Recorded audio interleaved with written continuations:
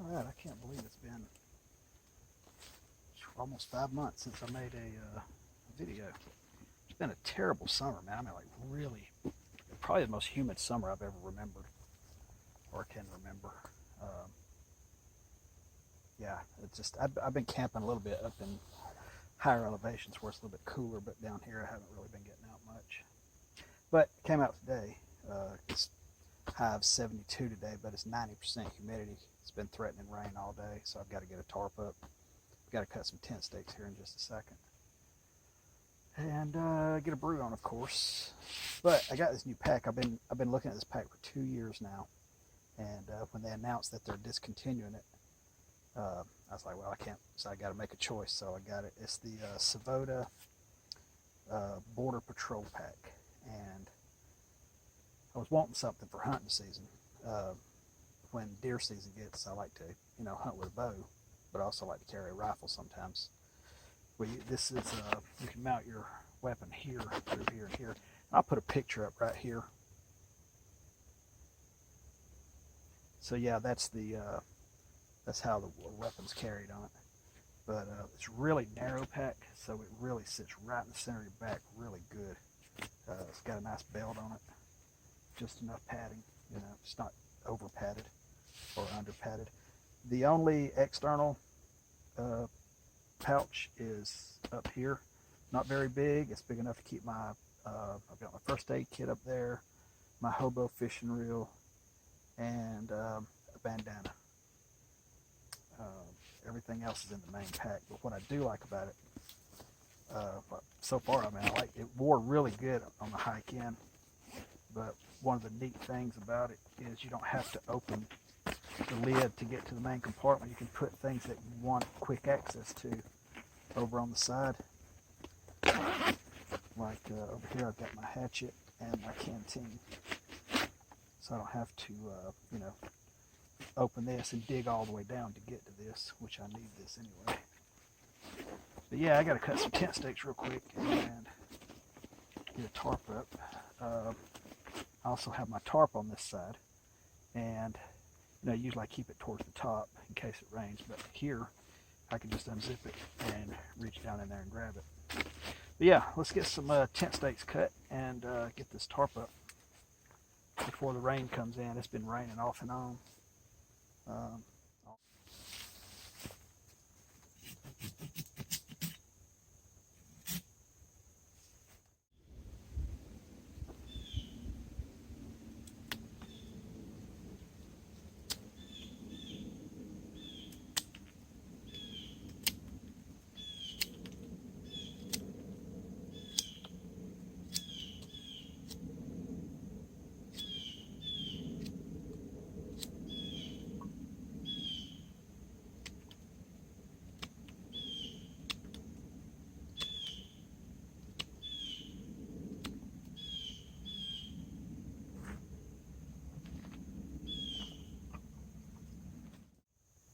So the tarp I brought today is the old Woodlore Australian Hoochie.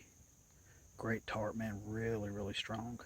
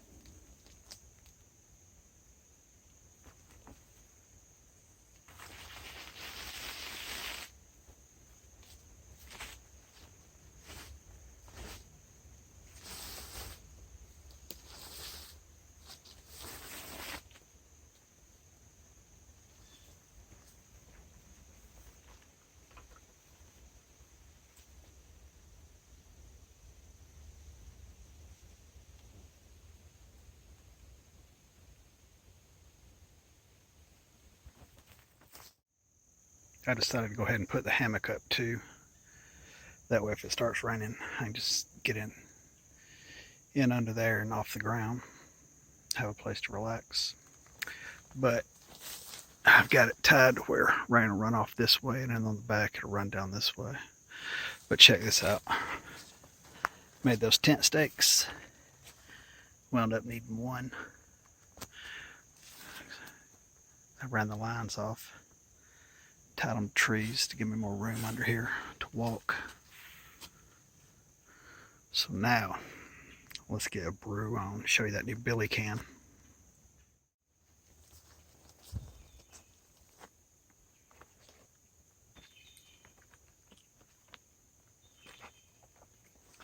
So the only thing about the pack that I'm not quite sure of is, you know, it's hardly anything on this is plastic. It's all metal, 1000 denier.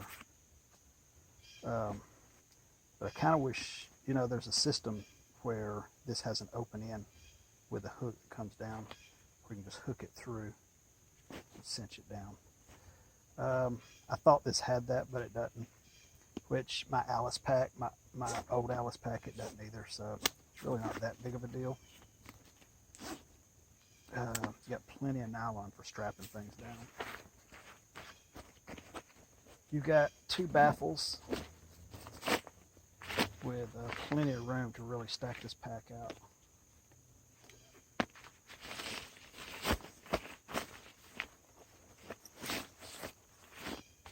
I'm gonna need my Millbank bag.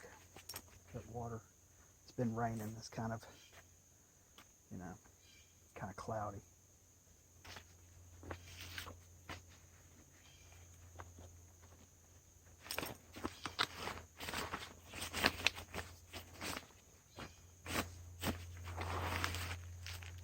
Brought some lunch, a snack.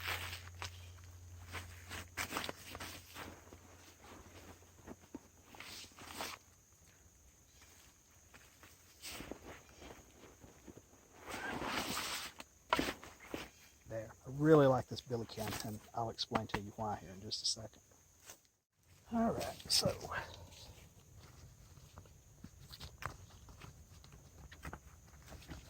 yeah, this Billy, I haven't had it on a fire yet. I've used it on a stove once, but the features are what's impressive.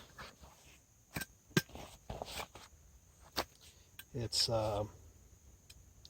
so, you know, my 2 favorite pots is the Zebra Billy can and the Moore's pot. And the way I use those is if I'm hiking distance, bushwhacking, where it's going to be a lot of strenuous walking, and I have to have a Billy can with me, I always carry the Moore's pot because it's literally, it's less than half the weight of the Zebra Billy can. The Moore's pot has a spout, you know, when you're pouring water. The Moore's pot also has a bell and folding handles. But when it comes to cooking, you can't beat stainless steel. So this has the best of both worlds. It's stainless steel. You have your bell, you have your handle, and you have a spout for pouring. But this has something neither one of those has. It has locking tabs, so this lid is locked into place. So when you're getting every bit of that tea or coffee or whatever, soup, you don't ever have to worry about that lid coming off. It's got a steaming tray that goes in it. I haven't had a need for it yet. But yeah, so when you put the lid on, just put it there, press and press.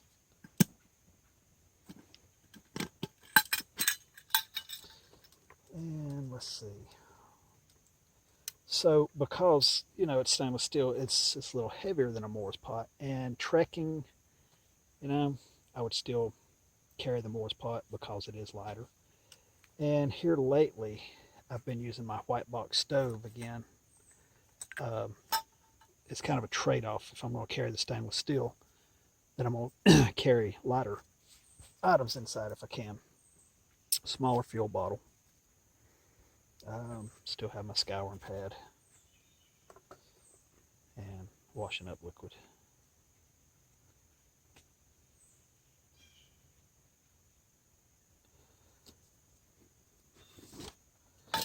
This is, I think, 1.2 liters. So, you know, that's nice because you can get a full liter of water in here and still pour it safely without losing any of it. Little steaming tray rests right here, so it actually seats down in there. But the lid, you know, it's loose enough to where if you don't, I mean, it's tight enough where if you don't, you know, it's depending on how much liquid hits it, it's not going to fall off.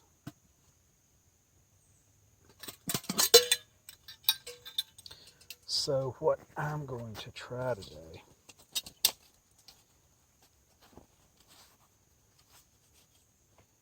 is my little bug stove without those. And I haven't tried this yet. The cool thing about the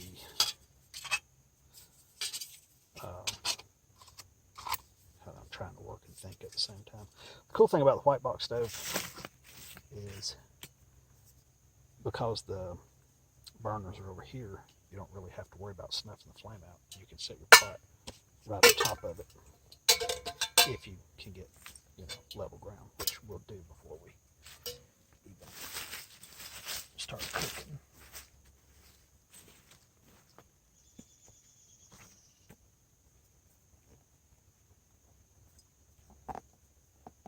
There we go. And then I brought, like I said, my little bug stove to act as a windscreen. So I'm going to turn it upside down because this doesn't really have to have oxygen. At least not that much. And then this will go here, and I'm hoping this will fit. And it does perfectly. So let's give that a go and see how it works. But let's get the Millbank bag and go get enough water for a nice big cup of tea.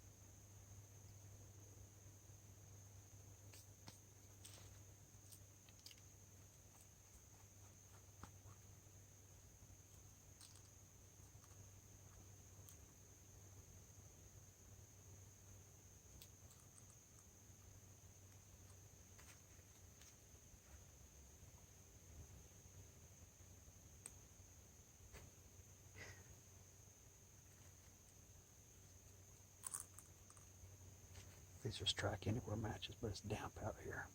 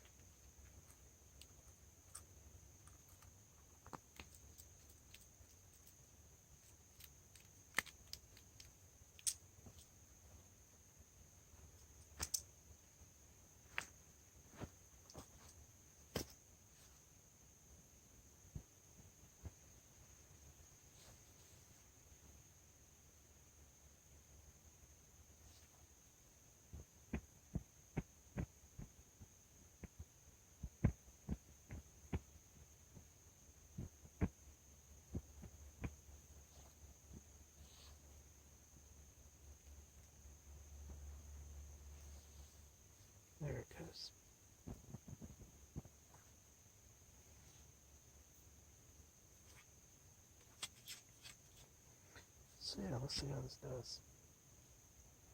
I'll time it. It's exactly 1 minute to 3.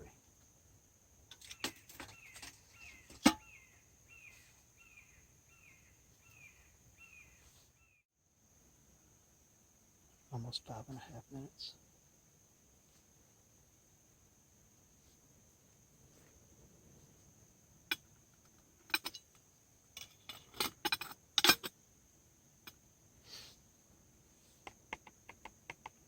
That's one thing though about the locking lid. If you got your water out of the creek or river, you need to know that it's boiling. So no need locking it.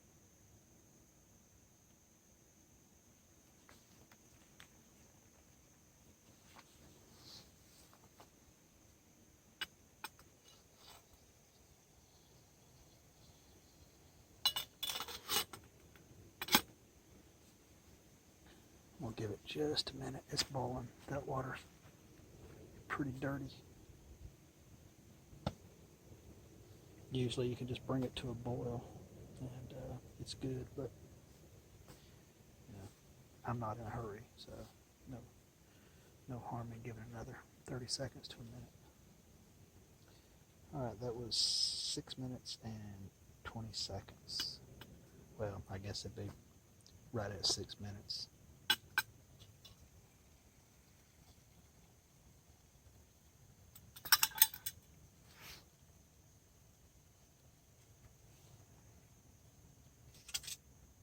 Man, I timed that right. That thing literally just ran out of fuel.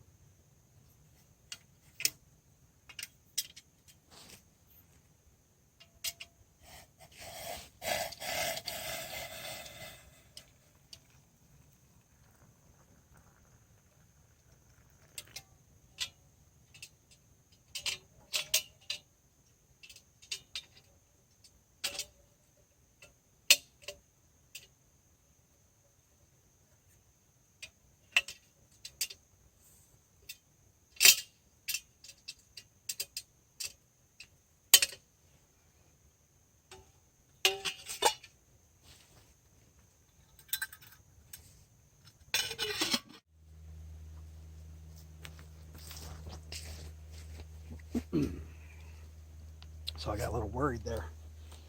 I opened this tuna and then thought I had left my spoon at home again, but then I remembered I put one in here, and it's one of those Keith folding spoons. These are really nice, man. They cost I don't know, $5 or $6 more than the cheap ones. Spend the money and get a Keith, man. It's good and firm. It's not going to fold on you while you're eating.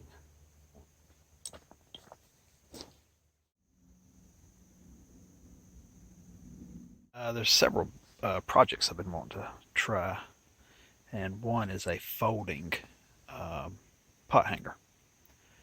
So I've never made one, and I'm going to give that a go.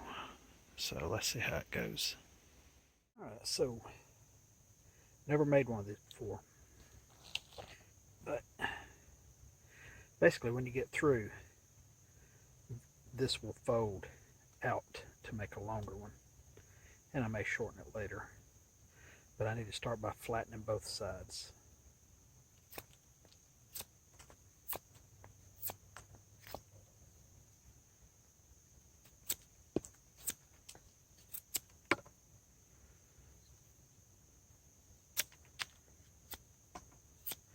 Already it feels like I'm removing too much wood.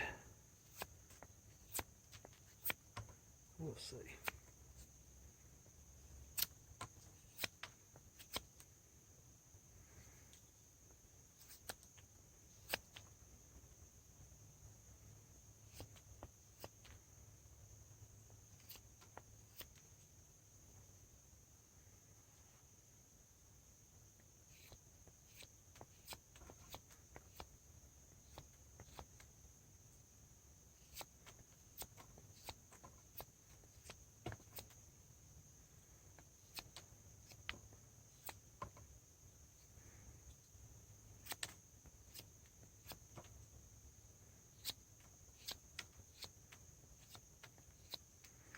probably going to have to get me a little smoky fire going. The mosquitoes have finally found me.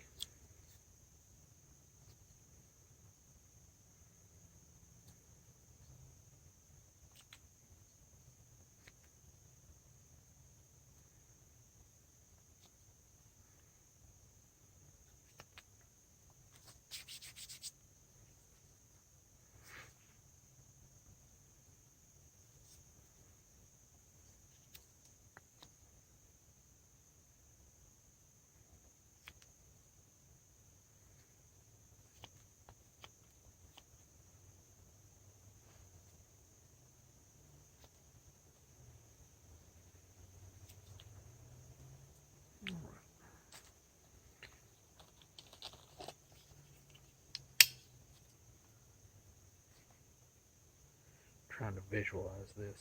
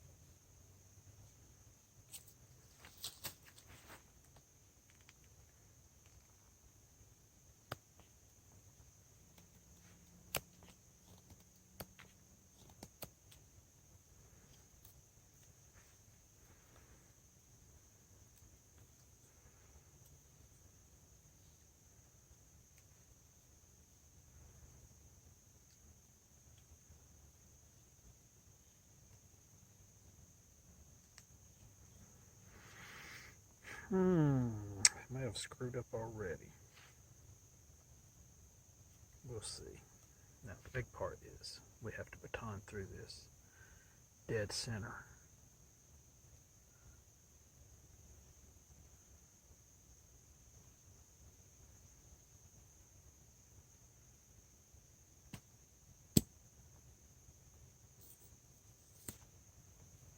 Yes, good. Good, good, good.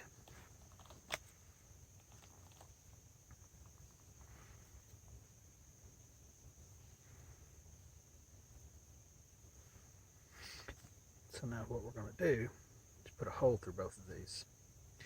And then we're going to take a piece of wood and hinge it. And we can fold it up.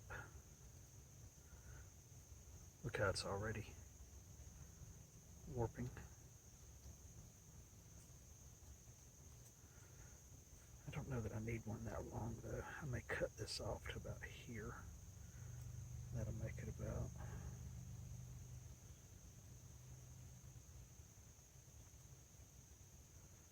that long. That should be good.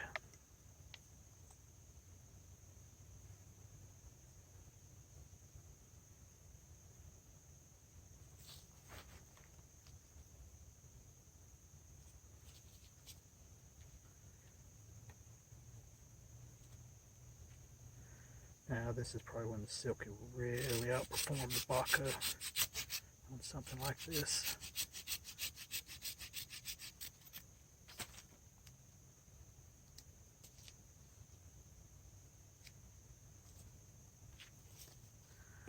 Now I'm going to move over to this log so I'll have something flat to lay this on.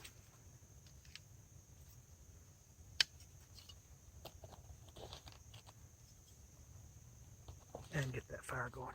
Alright, we got us a smoky fire going. Put some green leaves on it to get it smoking good. The mosquitoes did leave. Let's get one more brew on. And then we'll get that notch carved in here. Alright.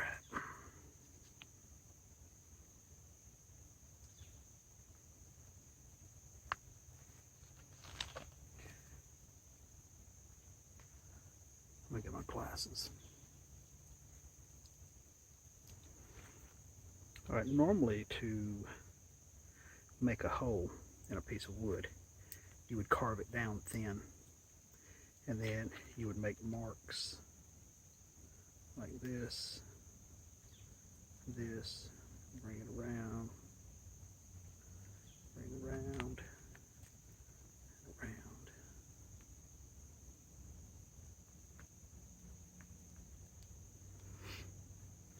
And then you would work in the center there on both sides.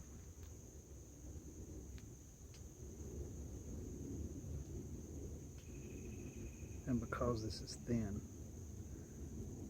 you know, you'll be tempted to just go all the way through on the first jab, but if you do, you're going to split it all the way up. And I still may, but we'll see.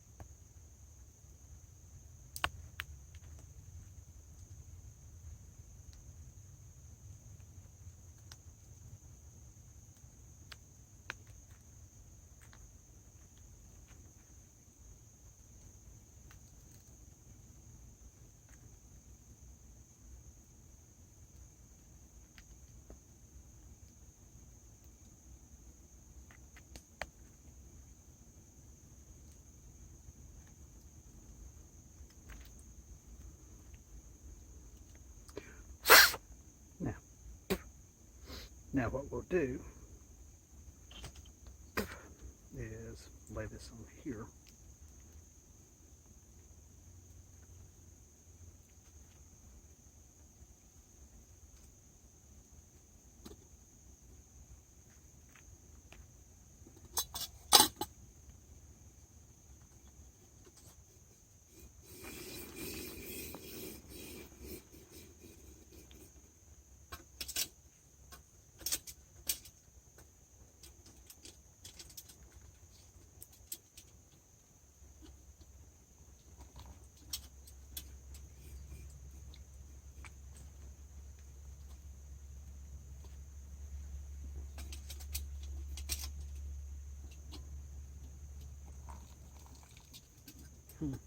Talking about that fitting tight, I didn't put it on tight.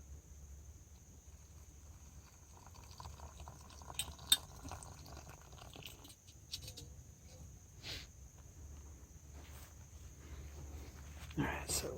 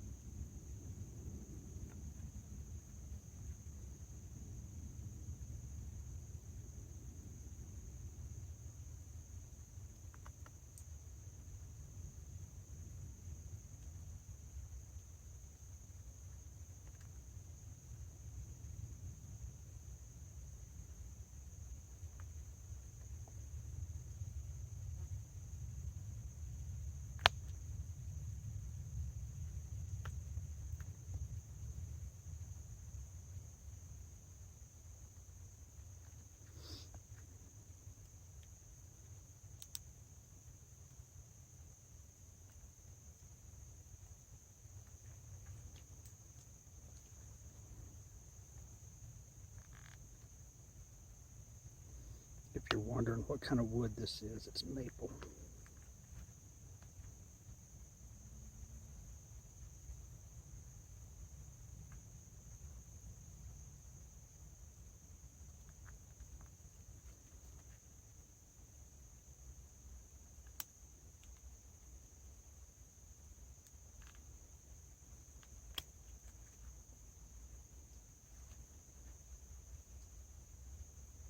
I got to put a stop cut here just a little bit deeper because it was starting to run on me.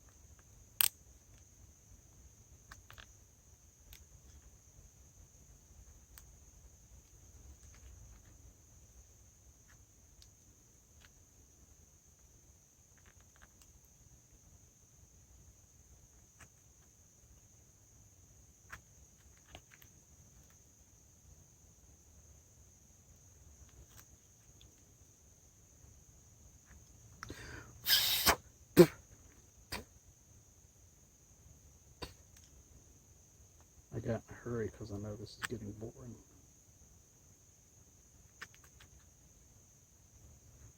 I just about messed it up, but I didn't.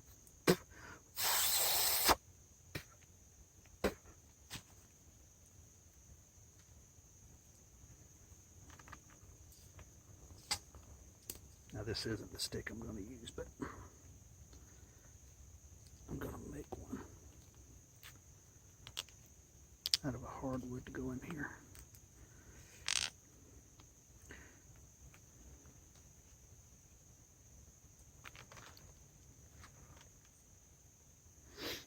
So,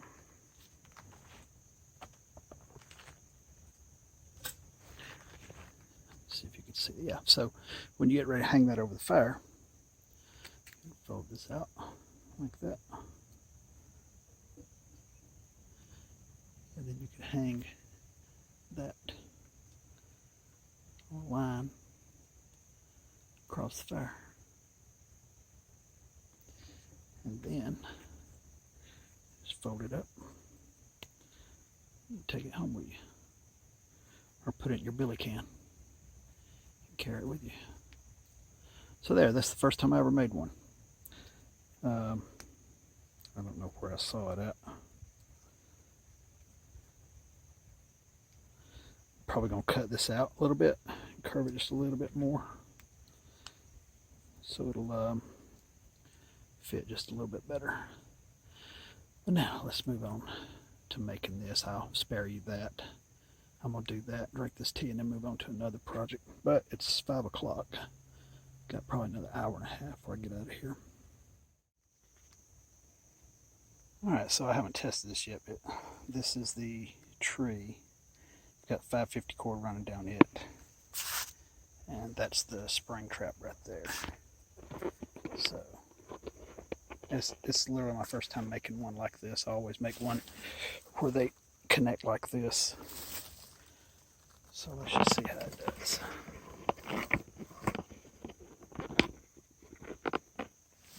So the way it works, this is kind of like a springboard. And bear in mind, this tree is not, there's not a lot of pressure when this tree comes up. So it's a sweet gum and they're very bendable. So it's probably not even going to loop my hand real good. This would be a very strong tree that I would have it hooked to. But in essence, you'd put the bait on here and the stick coming out of the ground. So when they stepped on it, it would, and then there you go. And I just barely put pressure on that. It's the first time doing it. Can't believe it actually worked. Haha.